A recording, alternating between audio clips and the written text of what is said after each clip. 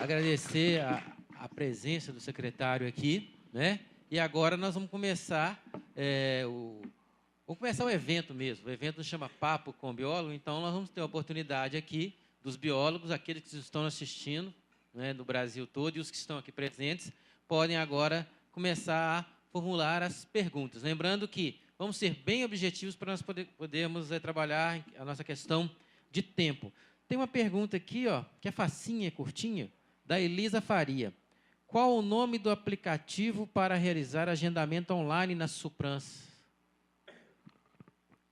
É o app, é o MG, ele também está na apresentação, ele está previsto lá, ele está disponível no site do governo, quem entrar lá no site do governo de Minas, ele está disponível para baixar, tá? É Android e iOS. E tem lá uma série de serviços, não é só de licenciamento ambiental, tem uma série de serviços também, o licenciamento ambiental e o agendamento online. Alguma pergunta da plateia? Opa! Boa noite, meu nome é Felipe, secretário do Meio Ambiente de Contagem. É um caso concreto do IDE e, no caso, também o critério locacional, que tem um pouco de dúvida. Um caso específico em Contagem, quando você abre o IDE, a parte norte aparece Cerrado e a parte sul de Contagem aparece Mata Atlântica. Só que na parte norte de Contagem, às vezes, você vai ver algumas manchas de Mata Atlântica. Nesse caso, eu vou levar em consideração o IDE ou a realidade local? Porque o IDE garante, através dos estudos, né, que tem uma comprovação mais generalizada em questão de vegetação.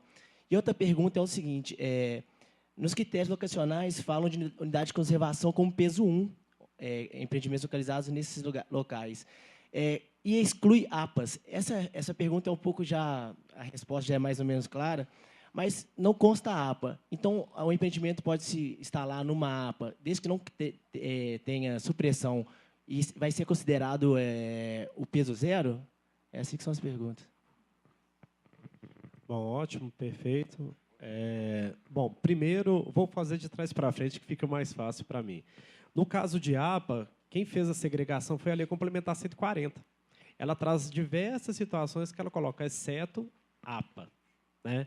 E a APA ela é uma unidade de proteção de uso sustentável. A 9985 ela traz as regras e ela não traz nenhuma vedação em relação a isso. E a IDE tratou da mesma forma. Ela segue o regramento legal. Sobre a mancha de Mata Atlântica, aí a gente tem que fazer dois retornos. Primeiro, a Lei 11.428, de 2016, e o Decreto 6660, de 2008. Em áreas, e aí depois a gente chega na IDE. Bom, então é definido a Mata Atlântica, o bioma, e definido também a mancha, segundo o mapa do IBGE. Mas também, no decreto, ele trata das disfunções, das disjunções de Mata Atlântica. E o outro é que a IDE ela fala que para maciço florestal é critério, sim, o que não é árvore isolada. Então, tem essa observação também. A regra da 11.428, do decreto 6660, e se a gente está falando de maciço florestal ou está falando de árvores isoladas. Ótimo. Uma pergunta aqui, olha, do Sérgio Moreira Martins, né? Cavidades, né? A parte de espeleologia. Está travando, estão encarecendo o processo de licença ambiental, assim como a exigência aeroportuária, 20 quilômetros. No interior, campo de pouso registrado nos municípios, isso está dificultando o licenciamento e obter a licença do Comaer. Está complicado. Como proceder? Vamos ter algum ajuste? Estamos tendo dificuldades. Bom, eu vou começar falando das cavidades. As cavidades também, a gente está falando da legislação federal, né? Então, assim, a gente tem uma legislação federal que protege o patrimônio espeleológico em todo o território brasileiro e tem que seguir. Não tem o que se fazer isso. O que a IDE coloca? Áreas de potencial espeleológicos, conforme registrado no SECAV, que é o cadastro espeleológico do ICMBio. Então, essa que é a relação. Em relação aos estudos referentes a cavidades, é legislação federal, não há como a gente rever esse caso, a não ser que haja uma mudança da legislação. E houve até uma mudança recente. A instrução normativa ela alterou, ela traz principalmente para avaliação de relevância critérios mais práticos e a partir do momento que há uma evolução, há um entendimento e também um conhecimento das coleções, principalmente de biocavidade, é possível se avançar, mas isso só é feito através de estudo, de pesquisa e com os trabalhos do processo de licenciamento que fazem parte desse arcabouço metodológico e também teórico construído pelo ICMBio SECAV. Assim, como é. Também legislação federal, é órgão interveniente, né? Então, ele participa do processo de licenciamento, mas ele não é vinculante, ele não vincula a licença ambiental. E no Estado de Minas Gerais, é um item em que ele tem que ser observado para empreender a atividade e também faz parte da legislação federal. Pronto? Anderson, boa noite. Lúcia, da Pirilampo Consultoria Ambiental. Queria um pouquinho de informação acerca de compensação florestal em áreas de Mata Atlântica, que tem sido um entrave. Os nossos clientes têm clientes com 4 anos aguardando para construir a sua pequena residência para moradia e está esbarrado na compensação florestal. Tem alguma mudança prevista em relação a isso? Por gentileza. Bom, em relação à Mata Atlântica, a gente volta de novo, né, na 11.428, no decreto 6660. A gente tem uma instrução normativa, a gente tem uma instrução de serviço publicada no site da SEMAD, está em padronização de procedimentos, na aba do lado esquerdo da SEMAD, que a gente traz o procedimento de como tratar a vegetação de Mata Atlântica no estado de Minas Gerais, mas ela é basicamente um recorte do procedimento já colocado tanto pela lei federal como pelo decreto. Então, assim, também a gente não tem muita inovação. A inovação que ela vai acontecer, ela tem que ser a nível federal.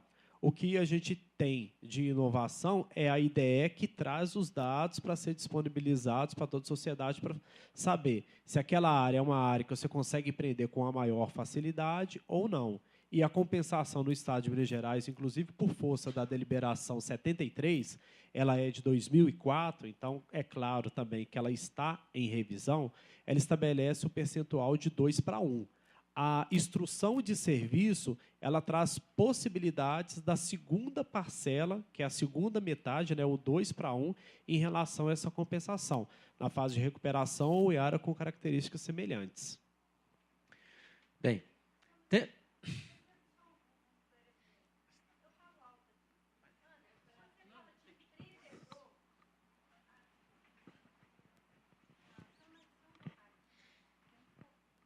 não ficou claro para mim? Olha, empreender é diferente de morar. Então, a mesma legislação para a atividade produtiva está sendo aplicada para o sujeito que quer desmatar 300 metros para construir a sua casa para morar. E isso está sendo esbarrado na mesma legislação, entendeu? Não entendi, mas a gente também volta lá na legislação. A gente tem o artigo 17, que trata do tema, o artigo 30 e 31, que trata do tema, e o artigo 32, que trata cada um de um tipo de atividade.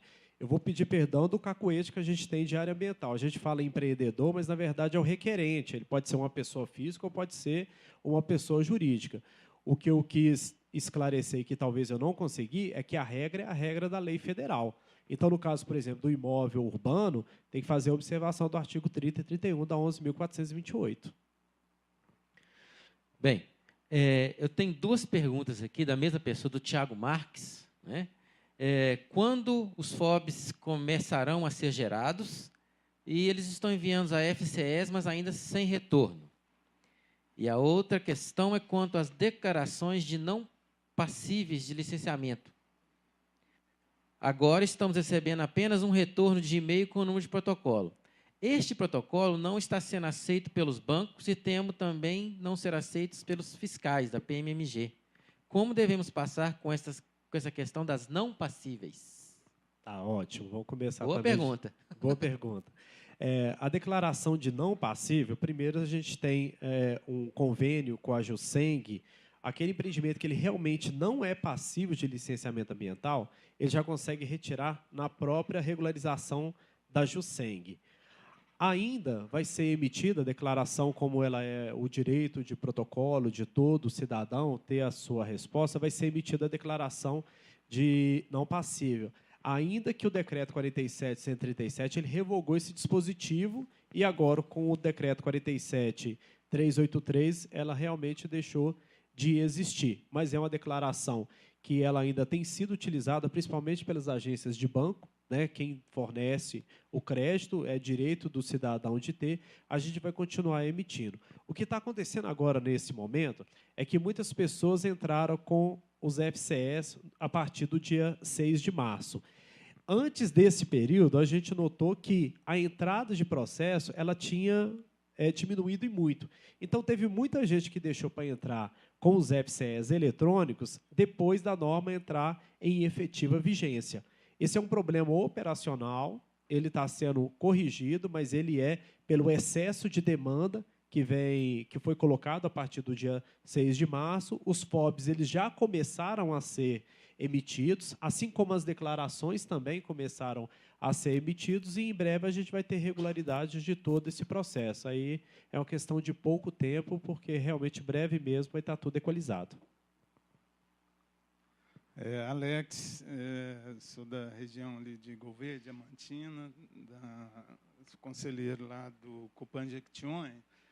E uma das coisas que a gente está vendo, né, região do Espinhaço Meridional, nessas questões todas, são autorizações de expressão de vegetação, né, de espécies do espinhaço, que ainda são desconhecidas, né, são endêmicas, e a gente percebe, e é uma discussão com os técnicos, de não haver, né, um guia de campo, informações relativas a esse processo. Então, a gente está lá hoje com vários empreendimentos, né, um crescimento de empreendimentos de roças ornamentais, né, que é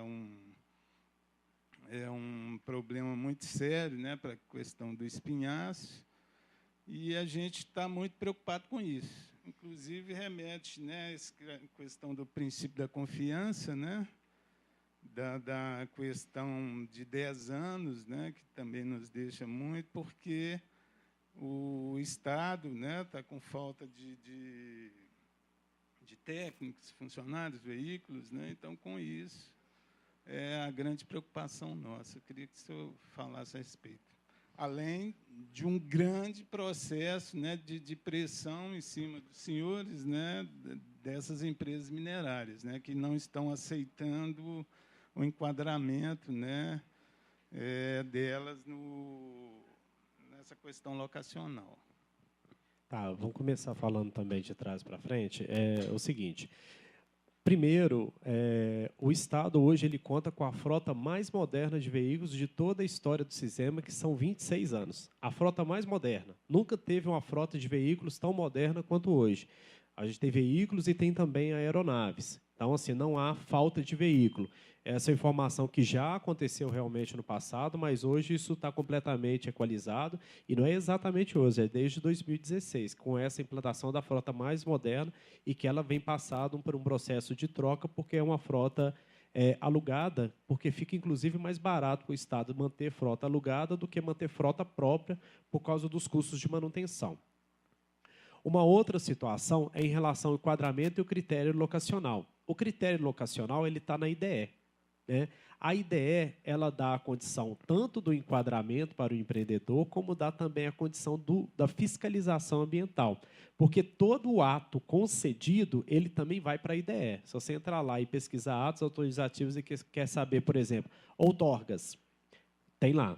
Você quer saber supressão de vegetação, AIA ou DAIA, também tem lá. Licenciamento das modalidades diferentes, também vai estar disponível na IDE.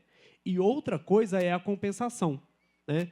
A lei federal ela estabelece a compensação para bioma de Mata Atlântica, inclusive de campo rupestre, de 1 para 1. Em Minas Gerais, ela é 2 para 1. Então, para cada hectare de supressão, 2 são preservados e com preservação efetiva, aquela preservação que está prevista, inclusive, no Decreto 6660. Ou ela é servidão ambiental, ou ela é RPPN, ou ela é regularização fundiária em unidade de proteção integral.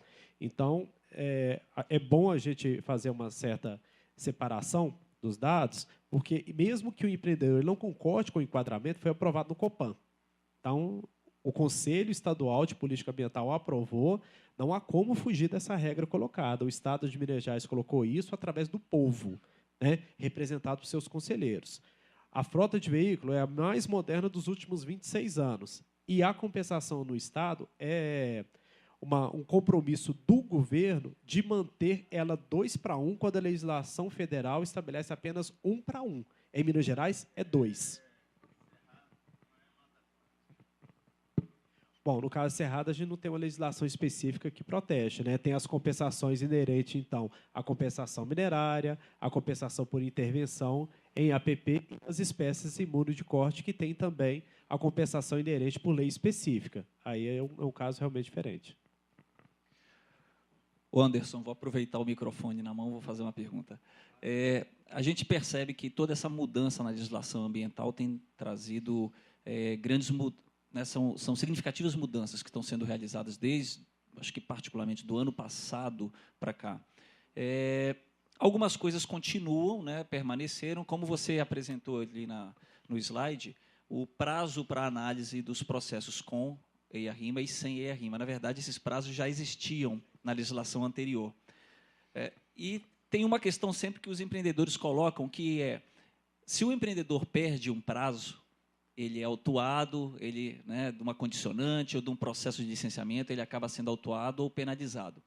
Para o órgão ambiental, mesmo tendo um prazo estabelecido dentro da lei de 6 meses ou de 12 meses, existe algum mecanismo ou alguma medida que possa ser feita caso esse prazo seja extrapolado, ou seja, se o processo ficar parado dentro do órgão ambiental por mais de 6 meses ou por mais de 12 meses, no caso do EIA-RIMA, com as suas exceções, se tiver informações complementares, mas o que pode ser feito nesses casos em que os processos demoram demais para serem analisados dentro do órgão ambiental? Bom, com certeza é muito bom falar do que a gente tem de positivo, mas na hora que eu falar do calcanhar de Aquiles também eu não vou me esquivar, não. Eu vou falar também.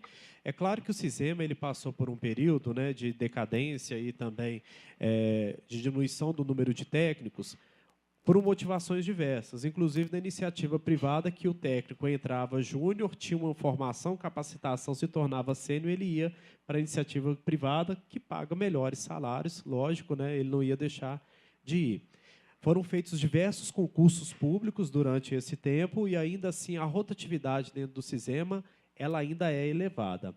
Essa rotatividade ela fez com que processos que eles começaram a ter o andamento na análise, eles foram deixados para uma nova equipe para pegar aquele processo. Uma equipe que entrou no concurso recente, que não tinha capacitação, que não tinha treinamento e que, logicamente, só tinha dificuldade e estava aprendendo a fazer. E isso gerou o que a gente conhece hoje de passivo ambiental. Esse dado é público, né? Inclusive a gente publicou resolução, publicou decreto. A gente tem 2.335 processos pendentes de análise técnica, mas as ações, todas essas que eu estou apresentando, elas são justamente para que esse prazo ele não continue, que o processo de licenciamento ele não fique parado aguardando uma análise técnica, ele possa realmente entrar na análise e ele ter o seu caminhamento, ele ser deferido como estabelece a legislação. O melhor dos mundos é a gente cumprir o prazo de 6 meses ou até de 1 ano, quando é o caso de audiência pública. Para isso, toda essa modernização ela foi necessária, mas ferramentas administrativas elas foram colocadas também.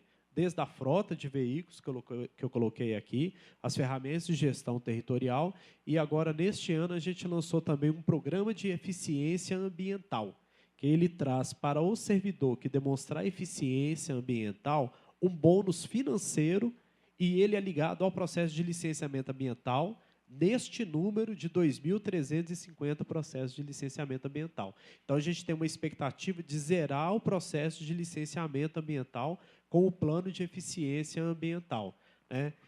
Como eu disse, falar dos pontos positivos, é claro que é bom, mas reconhecer que a gente tem ainda um calcanhar de Aquiles que sempre nos pega, né, como atraso dos processos de licenciamento, não é algo que a gente vai fugir dele, não. A gente tem enfrentado isso e a gente demonstra quais são as ferramentas para a gente zerar o passivo ambiental e, principalmente, para quem está empreendendo, para quem é consultor, para quem está com o seu processo de licenciamento, que ele tenha o seu processo analisado e tenha uma resposta no tempo adequado, conforme coloca a legislação.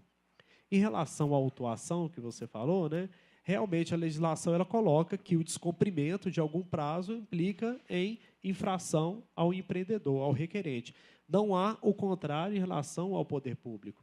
A gente vê até alguns casos de empreendimento e tal que entram em processo judicial, entram em litígio, e o que tem acontecido com esses processos são feitos acordos para que o processo ele continue em análise normal, porque são processos que eles não conseguem ser amadurecidos ao ponto de ser deferidos. Isso traz tanta fragilidade para o analista que a opinião dele é diversa dessa. Então, assim, também não é a melhor saída. Qual que é, então? Fica a pergunta, né? É o apoio que a gente espera de toda a sociedade e de todo o consultor e empreendedor que nos dê um voto de confiança para que a gente possa cumprir esse compromisso, que é o compromisso do Plano de Eficiência Ambiental, que é um compromisso promovido por todas as mudanças legislativas e que a gente possa ter, então, eficiência e a eficiência ela seja compartilhada por todos. Essa que é a ideia, mas não fugimos desse ponto frágil, não. Bem, estamos sempre intercalando as perguntas na internet com as perguntas da plateia. Então, sempre a gente está fazendo essa situação. Eu tenho duas perguntas aqui, uma do conselheiro, do biólogo, Thiago Metzger, e uma outra que é do presidente do conselho, que ele não pôde, por motivo de saúde, ele não pôde comparecer, pede desculpa a todos, mas as perguntas são interessantes. Primeiro, o papel principal, eu vou fundir as perguntas aqui, tá? Porque todas elas vão para o mesmo assunto. O papel principal dos conselhos é a fiscalização profissional. Para quê? Para proteger a sociedade. Qual que é a melhor ferramenta? É a anotação de responsabilidade técnica. Qual que é a abertura do governo do Estado para alterar essa ADN, incorporando a anotação de responsabilidade técnica em todos os modelos de licenciamento? E a outra? Até que ponto essa não exigência da ART nos processos simplificados pode implicar em danos ambientais, mesmo que pequenos, futuros e sem possibilidade de cobrança das responsabilidades? Bom, a gente tem enfrentado esse tema também com muita tranquilidade. Primeiro que o seguinte, quando a gente recebia muita reclamação de que o processo estava parado num órgão interveniente, que ele precisava se manifestar, e a manifestação dele não acontecia porque ele não tinha efetivo suficiente, ele não tinha carro, ele não tinha força de trabalho para dar uma resposta adequada, e era uma cobrança que a sociedade nos fez, a gente foi lá e resolveu no marco regulatório, através da legislação. A mesma sociedade, ela também traz essa manifestação em relação aos estudos, né? A complexidade que o estudo é, ou aquele estudo que ele é, inclusive, menos complexo. Quando a gente olha o quadro que eu apresentei ali, a maior modalidade das licenças são LAC. É LAC 1 ou LAC 2, ou o licenciamento ambiental trifásico. Aqueles licenciamentos simplificados, eles não estão entrando na maioria dos processos de licenciamento do Estado. Logo, aqueles que precisam de estudo, um profissional legalmente habilitado é resguardado a competência do seu profissional. O que a SEMAD entende, e o governo do Estado entende, é que a gente não é um órgão regulador nem do exercício profissional, não é um órgão de fomento de profissões da área ambiental ou da área de medicina ou de qualquer uma outra área, mas que cada entidade ela tem a responsabilidade em relação às suas ações. E hoje o que a gente vê, na maioria dos casos, inclusive no processo simplificado, é que a gente saiu da RT, que ela não trazia um benefício ambiental, a RT, né? A emissão da RT ela não garantia que aquele empreendimento ele ia cumprir depois a gestão ambiental. O que está garantindo isso? É a gente implementar o núcleo de controle ambiental, implementar que fiscaliza as condicionantes, implementar um sistema de fiscalização com publicidade dos dados pela IDE, inclusive para o Ministério Público, não só para os conselhos de classe, mas também para o Ministério Público. E ainda o requerimento, porque se você faz um requerimento e você não põe a informação correta, ele é inapto. Ele pode ser inapto 2, 3, 4, 5, 10 vezes. Os profissionais hoje eles estão sendo muito mais consultados do que eles eram anteriormente. Esse é o feedback que a gente tem recebido dos empreendedores, porque eles querem fazer o requerimento certo. Ele não quer cair numa modalidade de LAC quando ele era uma modalidade de cadastro. Então, hoje, buscar um profissional da área ambiental tem sido uma premissa pelo empreendedor maior do que era no licenciamento anterior. Essa é a percepção que a gente tem.